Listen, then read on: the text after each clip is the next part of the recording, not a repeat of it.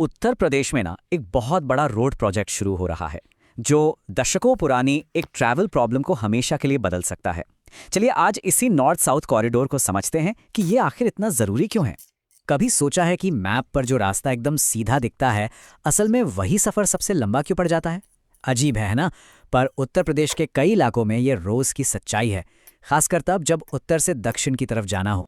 या ना एक बड़ा ही अजीब सा इम्बैलेंस है। देखिए, प्रदेश के ज्यादातर जो बड़े बड़े हाईवे हैं वो पूरब से पश्चिम की तरफ जाते हैं, एकदम बढ़िया तेज सफर। लेकिन जैसे ही कोई उत्तर से दक्षिण जाने की सोचता है, उसे छोटी छोटी भीड़ भाड़ वाली सड़कों से होकर गुजरना पड़ता है। वही सड़कें जो सीधे कस्बों और बाजारों के बीच से निकलती हैं। लेकिन अब ऐसा लग रहा है कि ये तस्वीर बदलने वाली है।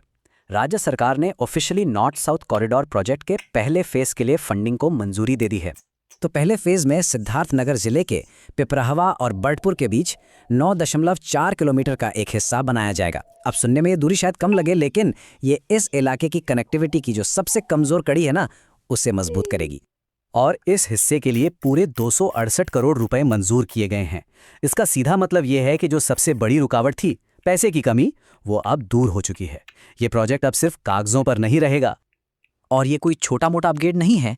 जो मौजूदा संकरी सड़कें हैं, उन्हें एक चौड़े 4 लेन के कॉरिडोर में बदला जाएगा। इससे ना सिर्फ जाम कम होगा, बल्कि सफर भी पहले से कहीं ज्यादा सेफ और तेज हो जाएगा।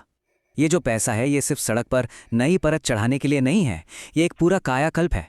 इसमें सड़क को 4 लेन का बनाना, उसकी बुनियाद को मजबूत करना, पानी की निकासी के लिए बेहतर ड्रेनेज सिस्टम बनाना और शोल्डर और बैरियर जैसी सेफ्टी फीचर्स जोड़ने का काम शामिल है।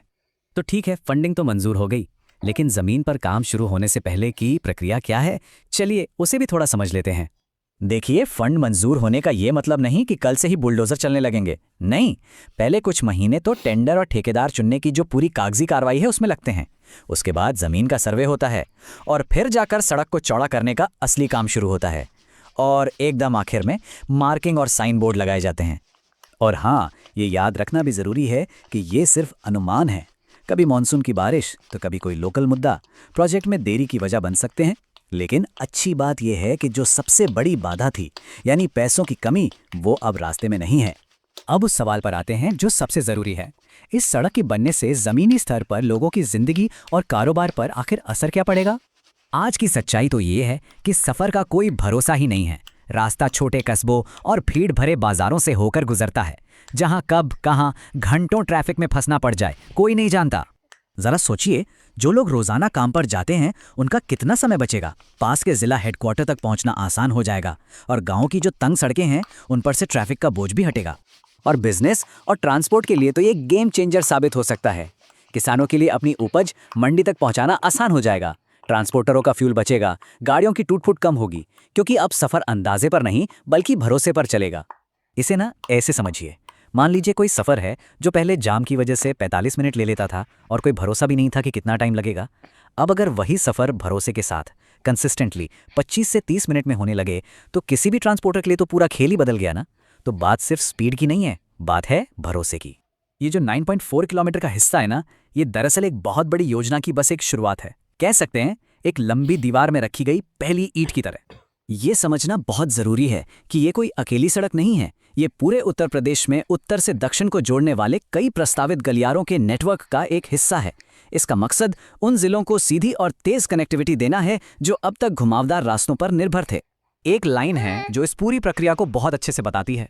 बड़े प्रोजेक्ट्स की प्रगति अक्सर सुर्खियों से दूर चुपचाप होती है और फिर एक दिन उनका असर जमीन पर नजर आने लगता है। इसलिए सबसे अहम बात यही है, इस वित्तीय मंजूरी के साथ ही ये प्रोजेक्ट अब सिर्फ एक चुनावी वादा या कोई घोषणा नहीं रहा, बल्कि एक ठोस योजना बन गया है जो हकीकत बनने की राह पर है। तो ये सिर्फ एक 9.4 किलोमीटर की सड़क नहीं है, ये एक बहुत बड़े बदलाव का पहला कदम है। और असली सवाल तो ये है कि जब ऐसे कई कॉरिडोर पूरे प्रदेश को आपस में जोड़ देंगे, तब उत्तर प्रदेश की आर्थिक और सामाजिक तस्वीर कैसी दिखेगी? खैर, ये एक ऐसा सवाल है जिसका जवाब हमें आने वाले सालों में ही मिलेगा।